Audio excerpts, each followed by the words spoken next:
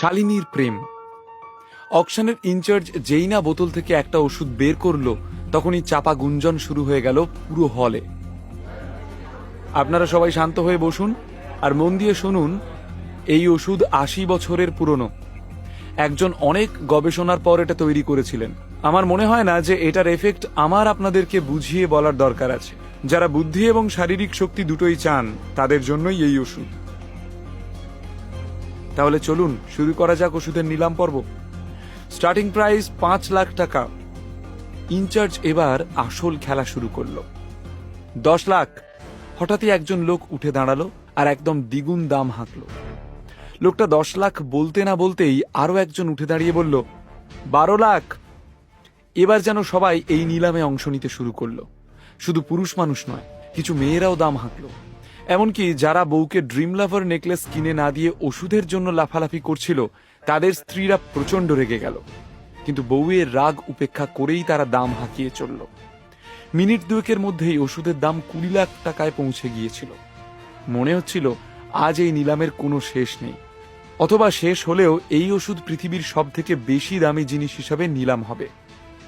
আচ্ছা, এভাবে খোলা বাজারে এই ওষুধগুলো নিলাম করা কি আইনত ঠিক? নীলের মনে খটকা লাগলো।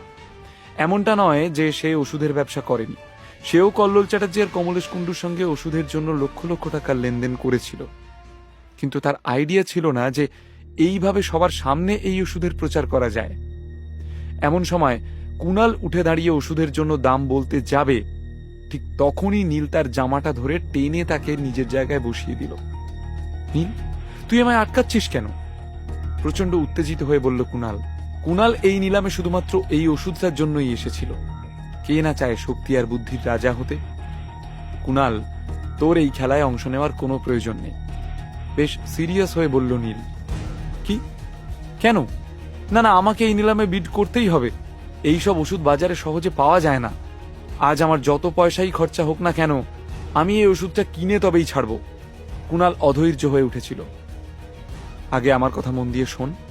হয়তো ওষুধগুলো আসল, কিন্তু ভেবে দেখ, ওষুধগুলো ৮০ বছর আগে তৈরি করা হয়েছিল। ৮০ বছর আগে। এবার তুই নিজে ভেবে দেখ যে ৮০ বছর আগে তৈরি করা ওষুধের মধ্যে কি তার সব গুণাগুণ অটুট থাকবে? তাই এই ওষুধটা কিনে তোর কোনো লাভ হবে না। শুধু শুধু পয়সাগুলো নষ্ট করিস না। ওষুধের বোতলটার দিকে তাকিয়ে নীল বলল। নীলের কথা শুনে কুণাল একেবারে শান্ত হয়ে বসে পড়ল, যেন ওর মাথায় কেউ ঠান্ডা জল ঢেলে দিয়েছিল। নীল, আর ইউ সিরিয়াস? কুণালের চোখে দ্বন্দ্ব আর অনিশ্চয়তা ছাড়া আর কিছুই ছিল না। তুই কি ভুলে গেছিস আমি তোর বউকে কিভাবে বাঁচিয়েছিলাম?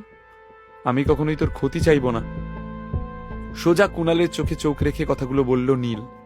এই সময় বিক্রম শালিনীর পাশে বসে ওদের কথাবার্তা হচ্ছিল। কথাগুলো শুনে সে আর নিজের হাসি ধরে রাখতে পারল না। নীল, বুঝতে পারছি যে তোমার কিছু কেনার ক্ষমতা নেই, কিন্তু তা বলে অন্যদেরকে তো কিছু কিনতে দাও। নিজের ক্ষমতা নেই বলে অন্যদেরকে আটকানোটা কোনো কাজের কথা নয়। তো আমি তোমাকে বারণ করেছি? কঠিন গলায় নীল বলল। আমি তোমার বন্ধুর কথা বলছি। প্রথমে তুমি আমাকে নিয়ে ঠাট্টা করলে যে আমি গলার হারটা কিনতে পারবো না, আর এখন তুমি এই ওষুধের ক্ষমতা নিয়ে সন্দেহ করছো। তুমি ওষুধের ব্যাপারে আদৌ কিছু জানো? শক্তি আর বুদ্ধি কি হয় এসব সম্পর্কে কোনো আইডিয়া আছে তোমার? সবকিছুতে বেকার কথা বলতে চলে আসো। বিক্রম কথাগুলো মোটেই আস্তে বলেনি, জোরেই বলেছিল। আর তার কথাগুলো শুনে বেশ কিছু লোকের মনোযোগ ওদের উপর পড়েছিল। এত কথা বলার কি দরকার? তুমি নিজের শক্তি আর বুদ্ধি সম্পর্কে সচেতন, সেটা তো খুব ভালো কথা, কিন্তু তুমি কি ওষুধগুলো কেনার ক্ষমতা রাখো? ঠান্ডা গলায় বলল নীল। নীলের কথা শুনে বিক্রম কিছুক্ষণের জন্য বাকরুদ্ধ হয়ে পড়েছিল, কিন্তু তারপরেই সে মুচকি হেসে বলল, আমার কথা ছাড়ো, কিন্তু তুমি কি ওষুধগুলো কিনতে পারবে? আমার মনে হয় তোমার কাছে তো ১,০০০-২,০০০ টাকা ছাড়া আর বিশেষ কিছুই নেই। ঠিক বলছি তো? বিক্রম এই কথাগুলো বলার সঙ্গে সঙ্গেই ওখানে উপস্থিত সবাই নীলের দিকে তাকিয়ে জোরে জোরে হাসতে লাগলো। আর দেখতে দেখতে বেশ উঁচু গলাতেই নির্লজ্জের মতো আলোচনা সভা শুরু হয়ে গেল। আরে, এ তো সেই সেন পরিবারের বেকার ঘর জামাইটা। ও এখানে কি করতে এসেছে? আর এখানে দানছত্র খোলা হয়নি, নিলাম হচ্ছে। এখানে কি যখন তখন যে কেউ চলে আসতে পারে? আমরা সবাই জানি যে তোমার কাছে একটা পয়সাও নেই, তারপরও তুমি নিজের মুখ খুলছো আর যা খুশি তাই বলে চলেছ। লজ্জা শরমের বালাই নেই নাকি? যার কাছে কিছু থাকে না তাকে এত কথা বলতে হয় না, চুপচাপ বসে থাকতে হয়। তাও এখানে না, বাইরে বসতে হয়। একদিকে যখন সবাই নীলকে যা নয় তাই বলে অপমান করছিল, তখন একজন স্যুট বুট পরা ভদ্রলোক কয়েকজন স্টাফকে নিয়ে নীল আর বিক্রমের দিকে এগিয়ে এলো। হ্যালো স্যার, এটা একটা অকশন ভেন্যু। যদি আপনাদের দুজনের মধ্যে কোনো পার্সোনাল সমস্যা থাকে তাহলে সেটা আপনারা বাইরে গিয়ে মিটিয়ে নিতে পারবেন। লোকটা কথাগুলো খুবই শান্তভাবে ওদের দুজনকে বলল। আরে অঙ্কুশ, আপনি আমাকে ভুল বুঝবেন না, আমি আপনার নিলাম নষ্ট করতে চাইনি, বরং আমি তো আপনার নিলামকে সাকসেসফুল করতে চাইছিলাম, কারণ এখানে এমন কেউ আছে যে নিলামকে নষ্ট করার জন্য উঠে পড়ে লেগেছে। বিক্রমের কথা বলার ধরন দেখে পরিষ্কার বোঝা যাচ্ছিল যে সে অঙ্কুশ লোকটাকে খুব ভালো করেই চেনে। অঙ্কুশ পাল, পাল পরিবারের সবচেয়ে বড় ছেলে, যে পাল পরিবারের একমাত্র উত্তরাধিকারীও বটে। যদিও কুনাল লাহা সামনে সেসব কিছুই না, কিন্তু কলকাতা শহরের নামজাদা লোকেদের লিস্টে তার নাম বেশ উপরের দিকেই ছিল। আসলে অঙ্কুশ কাজের বাইরে খুব একটা বেশি লোকজনের সঙ্গে মেলামেশা করত না, আর সেই কারণেই নীল তাকে চিনত না।